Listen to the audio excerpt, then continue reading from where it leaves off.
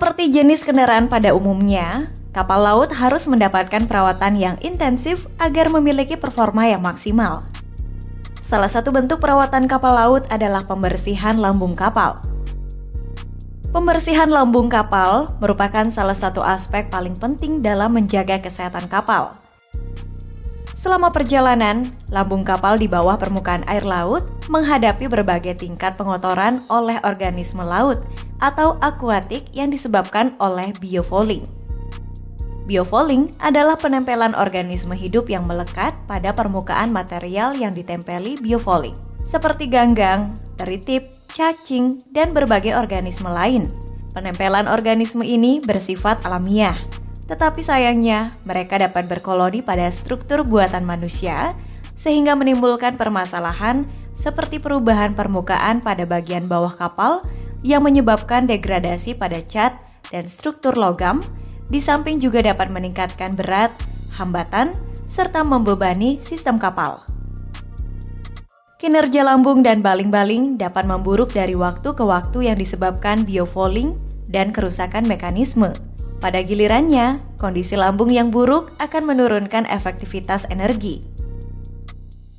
Selain itu, biofouling pada lambung kapal dapat mempengaruhi dinamika kapal dengan meningkatkan hambatan dan propulsi yang diperlukan. Karena itu, dibutuhkan pembersihan lambung kapal guna memastikan kesehatannya dengan cara menghilangkan biofouling yang melekat pada semua struktur bawah permukaan termasuk baling-baling, kemudi, port masuk dan keluar, serta rumah sonar. Biasanya, sebagian besar kapal melakukan pembaruan pelapisan setiap 3 hingga 5 tahun. Di Angkatan Laut Amerika Serikat, pekerjaan pembersihan baling-baling direkomendasikan untuk dilakukan sebanyak 6 kali dalam setahun. Sementara pembersihan lambung harus dilakukan 3 kali setiap tahun. Guna membersihkan kotoran pengganggu tersebut, para pemilik kapal harus memasukkan kapal mereka ke dry docking ketika tiba saatnya untuk membersihkan lambung kapal mereka selama musim pemeliharaan.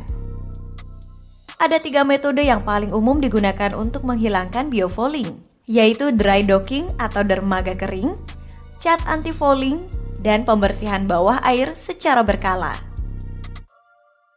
Metode terbaik untuk menghilangkan biofouling adalah penggunaan abrasif bertekanan tinggi di dermaga kering.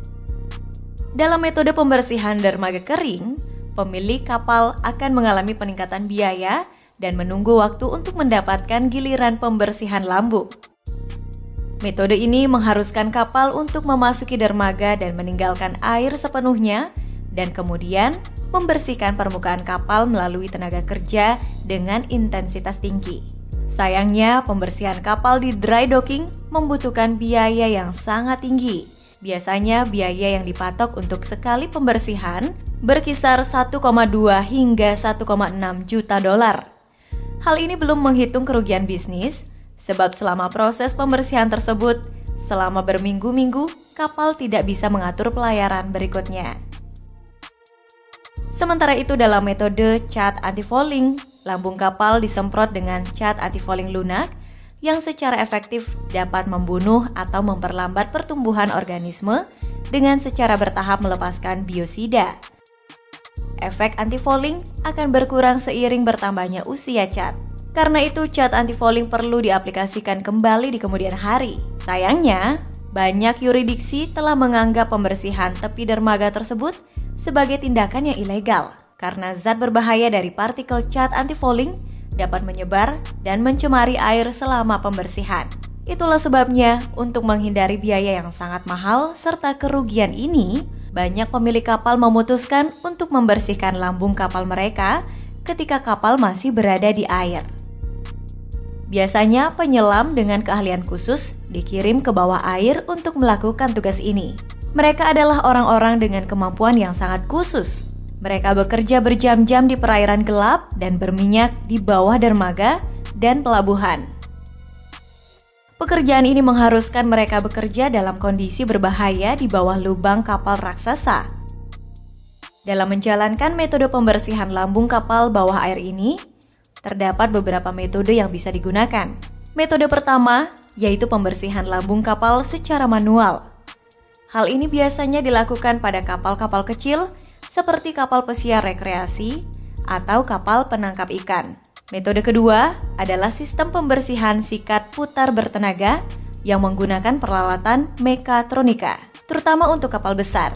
Biasanya mereka menggunakan perangkat sikat besar untuk membersihkan area lambung yang rata atau sedikit melengkung dan menggunakan sikat kecil untuk hasil yang lebih baik saat membersihkan baling-baling.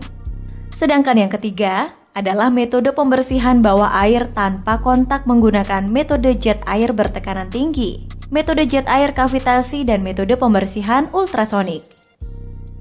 Metode-metode ini dikenal sangat efektif dan menyebabkan kerusakan yang minimal pada kapal selama mereka digunakan dengan benar dan dikendalikan oleh para profesional.